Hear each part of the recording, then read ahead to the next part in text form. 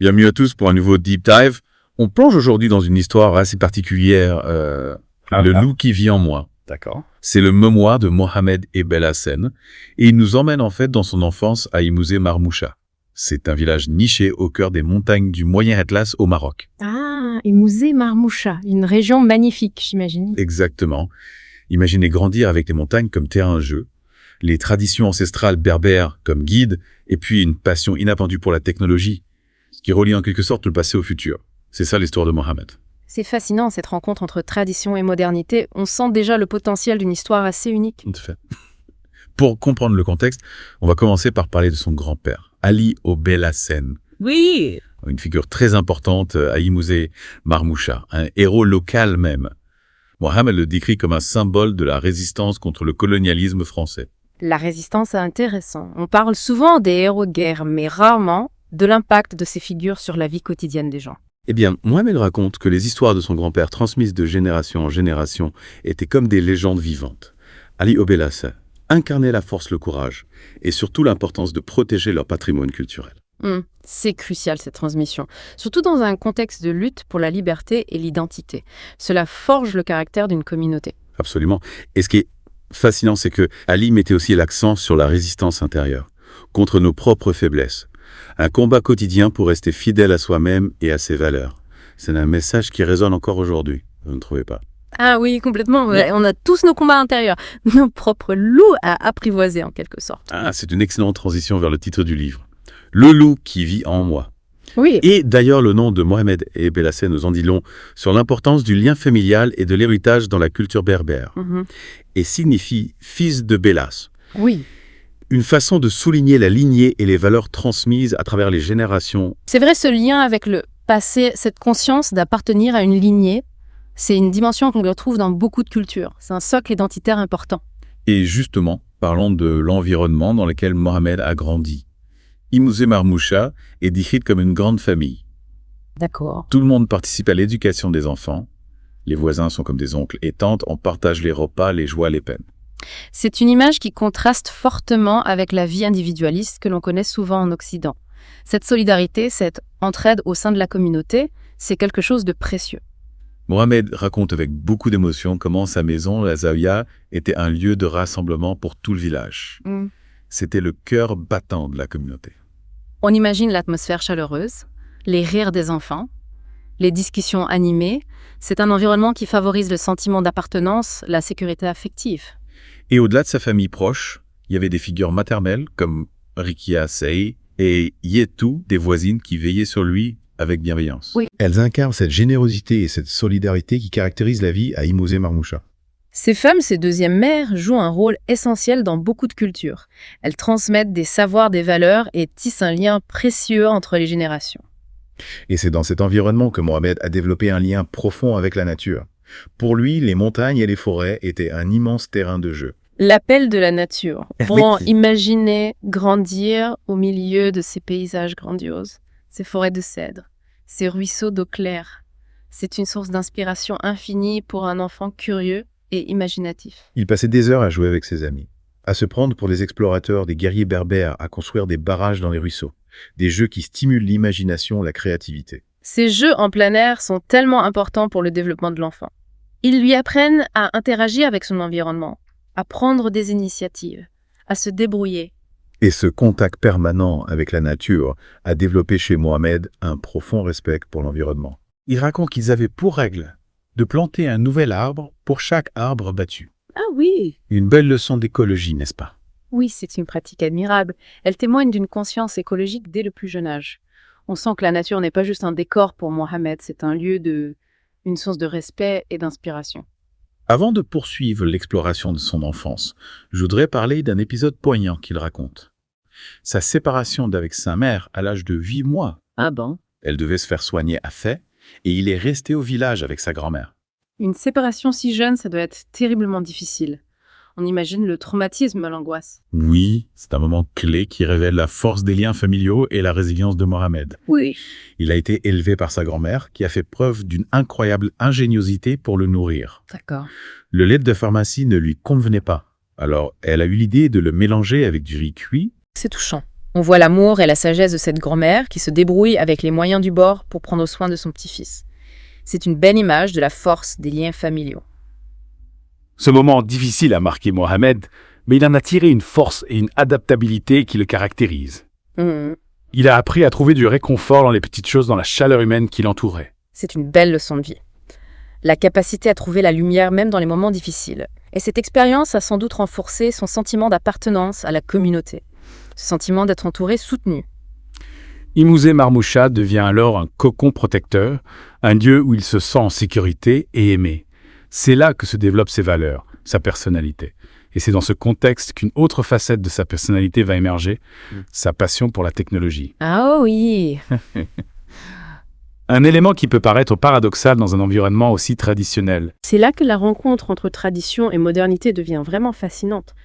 Comment cette passion est-elle née, Edmond ? Comment a-t-elle été perçue par son entourage ? C'est ce que nous allons découvrir dans la suite de notre exploration.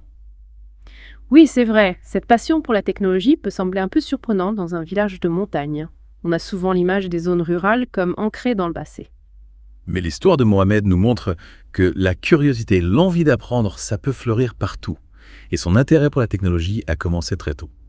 Enfant, au lieu de jouer avec ses jouets électroniques, il est démonté pour comprendre comment ils fonctionnaient. Fascinant, vous imaginez devant. Il avait déjà cette soif de comprendre le fonctionnement des choses, le pourquoi et le comment.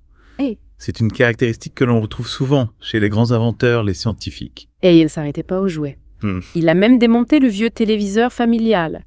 Une expérience qui s'est terminée par une décharge électrique assez mémorable d'ailleurs. Ah oui. Aïe.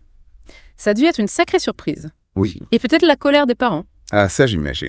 Mais cette anecdote révèle son audace, son désir d'apprendre par l'expérience, quitte à prendre des risques. Oui, c'est un trait de caractère qui le définit bien. Malgré cet incident, sa passion pour l'électronique n'a fait que grandir. Il est devenu le réparateur attitré du village, capable de remettre en état radio-téléviseurs et même les premiers ordinateurs qui arrivaient à Imousé. C'est une compétence précieuse, surtout dans un endroit où l'accès aux techniciens est limité. Je parie qu'il était considéré comme un magicien. Absolument. Et cette expertise l'a conduit à un tournant majeur. L'arrivée d'Internet à Imousé. Ah oui ? Son frère a ouvert le premier cybercafé du village et Mohamed s'est retrouvé plongé dans le monde numérique. Un véritable saut dans le futur. Le cybercafé, c'est la porte d'entrée vers un univers d'information, de connexion, de possibilités. Oui. Imaginez l'impact que ça a eu sur un jeune homme passionné par la technologie. C'était une révélation pour lui. Il a appris à installer des systèmes d'exploitation, à configurer des réseaux, à dépanner les ordinateurs. Des compétences très recherchées à l'époque. Et c'est là qu'on voit son esprit d'initiative à l'œuvre. Il ne se contente pas d'apprendre passivement, il saisit les opportunités, il se met au service des autres. Exactement. Et il ne s'est pas arrêté là. Il a commencé à créer ses propres dispositifs en utilisant des pièces de récupération pour fabriquer des jouets, des outils, des solutions ingénieuses pour les besoins du village. C'est l'ingénieur en herbe qui s'exprime. Oui. On voit qu'il ne se contente pas de réparer. Il veut créer, innover, améliorer la vie quotidienne des gens autour de lui. Et c'est là qu'on découvre une autre facette de sa personnalité, son altruisme. Il utilise ses compétences pour le bien de la communauté. Il veut rendre la technologie accessible et utile à tous. C'est une vision admirable, n'est-ce pas ? Il ne voit pas la technologie comme un gadget, mais comme un outil pour aider les autres, pour partager ses connaissances. Oui, et cette passion, née dans un petit village du Moyen Atlas, va le propulser vers de nouveaux horizons. Il rêve d'études supérieures d'un avenir où il pourra mettre ses talents au service de la société. Il porte en lui les valeurs de sa communauté, l'amour de la nature et cette soif d'innovation. Un mélange unique qui promet un avenir riche en possibilités. Revenons maintenant au titre du livre « Le loup qui vit en moi ». Que pensez-vous de ce choix ? C'est un titre puissant qui évoque plusieurs dimensions. Le loup est souvent associé à l'indépendance, à la force, à la capacité de survivre dans des environnements difficiles. Des qualités que l'on retrouve chez Mohamed, n'est-ce pas ? Oui, tout à fait. Mais comment interpréteriez-vous cette image du loup dans le contexte de son histoire et fait ? Je pense que le loup représente cette force intérieure qui le pousse à aller de l'avant, à se dépasser, à tracer son propre chemin. Il a grandi dans un environnement traditionnel, mais il a su embrasser la modernité sans jamais renier ses racines. C'est une belle image. Le loup comme symbole d'un équilibre entre tradition et modernité. On sent que Mohamed est à l'aise dans ces deux mondes qu'il arrive à les concilier. Exactement. Il est à la fois ancré dans ses traditions, dans les valeurs de sa communauté et ouvert aux innovations, aux opportunités offertes par le monde extérieur. C'est ce qui fait sa force, sa singularité. Et on retrouve cette dualité dans son rapport à la nature. Il l'a explorée, il en a tiré les leçons de vie. Mais il a aussi appris à la maîtriser, à utiliser la technologie pour la comprendre et la protéger. C'est un message important pour notre époque. La technologie n'est pas forcément en opposition avec la nature. Elle peut être un outil pour la préserver, pour la valoriser. C'est une vision que Mohamed incarne parfaitement. Et c'est dans l'épilogue du livre qu'il nous livre ses réflexions sur l'importance de l'héritage. Oui. Il explique comment son enfance à Imouzé Marmoucha a façonné sa vision du monde, ses valeurs, ses aspirations. C'est un message de reconnaissance envers ses racines, envers ceux qui l'ont guidé et soutenu. Il nous montre que notre passé est une source de force, d'inspiration et de sagesse. Il encourage les lecteurs à se reconnecter à leur propre héritage, à puiser dans leur histoire personnelle pour se construire un avenir riche de sens. Un message universel qui nous concerne tous, finalement. Tout à fait. Le loup qui vit en moi est bien plus qu'un simple récit autobiographique. C'est un hymne à la résilience, à l'innovation, à la force des liens familiaux et communautaires. C'est une invitation à embrasser notre héritage tout en nous ouvrant aux opportunités d'un monde en constante évolution. Moi, ce qui me frappe dans ce récit, c'est vraiment cette façon dont Mohamed arrive à tisser des liens entre son amour de la nature, son village, et sa passion pour la technologie. Pour lui, ce n'est pas contradictoire, c'est vraiment complémentaire. Oui, c'est une vision très inspirante. Il ne rejette pas le passé, il ne s'enferme pas dans un seul monde, au contraire. Il crée des ponts, il utilise la technologie pour valoriser son héritage, pour partager son histoire et construire un avenir plus durable. Et cette vision se reflète dans ses projets, ses ambitions. Il rêve d'utiliser ses compétences en ingénierie pour contribuer au développement de sa région, pour apporter des solutions innovantes aux défis auxquels sont confrontées les communautés rurales. C'est une belle ambition, qui témoigne d'un grand sens des responsabilités. Oui, Mohamed ne cherche pas seulement à réussir pour lui-même, il veut utiliser son succès pour aider les autres, pour redonner au village qu'il a vu grandir. c'est là que le titre du livre prend tout son sens, vous ne trouvez pas? Le loup qui vit en moi, c'est cette force intérieure, cette détermination à tracer son propre chemin, à rester fidèle à soi-même tout en s'adaptant au monde qui change. Absolument les serious guys. L'image du loup est très forte. Elle nous rappelle que chacun de nous porte en lui cette part de sauvage, cette capacité à innover, à créer et à surmonter les obstacles. Mohamed nous encourage à écouter cette voix intérieure, à ne pas avoir peur de sortir des sentiers battus. En refermant ce livre, on se sent vraiment inspiré et rempli d'espoir. Mohamed et Belhassen nous montrent qu'il est possible de concilier tradition et modernité, de puiser dans nos racines pour construire un avenir meilleur pour soi et pour sa communauté. Un message assez puissant, n'est-ce pas? Oui, c'est un message universel qui résonne avec tous ceux qui cherchent leur place dans un monde en constante évolution. Le loup qui vit en moi, c'est un témoignage puissant, un hymne à la vie, à la nature et au pouvoir de l'esprit humain. Alors, si vous cherchez une lecture inspirante, un voyage au cœur du Maroc, une invitation à réfléchir sur votre propre parcours, je vous recommande vivement Le loup qui vit en moi. Ce livre vous touchera, vous fera grandir et vous donnera envie de croire en la force du rêve. Et pour conclure notre plongée dans l'univers de Mohamed et Belhassen, je vous laisse avec une question. Qu'est-ce qui, dans votre enfance, dans votre héritage, a façonné la personne que vous êtes aujourd'hui? Quelles sont les valeurs, les expériences, les rencontres qui vous guident dans votre vie? Prenez le temps d'y réfléchir et laissez votre propre loup intérieur vous guider vers de nouveaux horizons. Merci de nous avoir accompagnés dans cette exploration. À bientôt pour un nouveau Deep Dive